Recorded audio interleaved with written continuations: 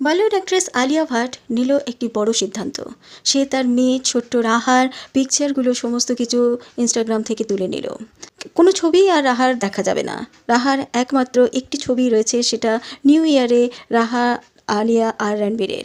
তাও রাহার মুখ দেখা যাচ্ছে না, একটুখানি ঝলক রাহার দেখা যাচ্ছে। কী কারণে আলিয়া ভাট এত বড় সিদ্ধান্ত নিলেন?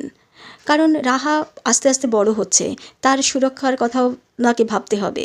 আলিয়া ভাটের এই সিদ্ধান্ত প্রত্যেকটা মানুষ খুবই অ্যাপ্রিসিয়েট করেছে, কারণ রাহা বড় হচ্ছে, তাকে সুরক্ষিত রাখা একটা মায়ের পক্ষে খুবই জরুরি। এই সিদ্ধান্তকে আমরাও অ্যাপ্রিসিয়েট করি। সাইফ আলি খানের ওপর হামলার পর থেকে করিনা কাপুরও একটা বড় ডিসিশন নিয়েছেন। তিনিও না, আগে যেরকম তৈমুর আর জের পিকচার আমরা সবসময় দেখতে পেতাম, মিডিয়ার সামনে আসতো, সেটা তিনিও সমস্ত ছবি তোলা বন্ধ করে দিয়েছেন। মিডিয়াকে জানিয়ে দিয়েছেন যে তৈমুর আর জের কোনো পিকচার যাতে না তোলে। আর এই বড় সিদ্ধান্তটা আলিয়া ভাটও নিল। মিডিয়ার কাছে পরিষ্কার জানিয়ে দিল তারা কোনো দিন যেন রাহার ছবি আর না তোলে।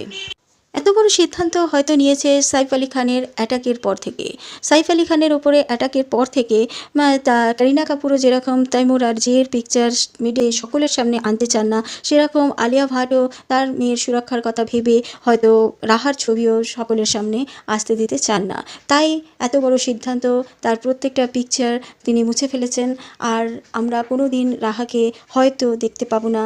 সে যতদিন না সে বড় হচ্ছে ততদিন তার এই পিকচার আমাদের সামনে আসবে না।